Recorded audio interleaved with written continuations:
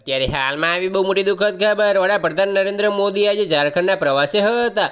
PM Modi દેવગઢથી Delhi આવવાના હતા, પરંતુ પીએમના વિમાનમાં ટેકનિક ખામી સર્જાઈ હતી, જેના કારણે વિમાનને દેવગઢ એરપોર્ટ પર જ રોકવું પડ્યું હતું, જેના કારણે તેમના દિલ્હી પરત ફરવામાં થોડો વિલંબ થયો હતો।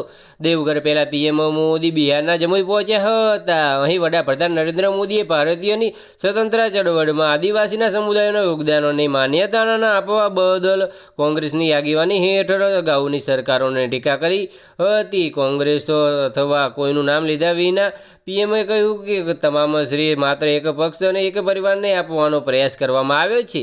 તેમને પૂછ્યું કે જો આપણા દેશને એક પરિવારના કારણે આઝાદી મળી છે, તો બિરસા મુંડાએ ઉલગુલાન આંદોલન શા માટે કર્યું? વડાપ્રધાને આ વાત પર જોર આપતા જણાવ્યું હતું કે ભારતના આદિવાસી સમુદાયે અગાઉની સરકારે હેઠળ જે માન્યતાના હકદાર હતા તે નથી મળી। ભારતના આદિવાસી સમુદાયને અગાઉ ન્યાય મળ્યો ન હતો।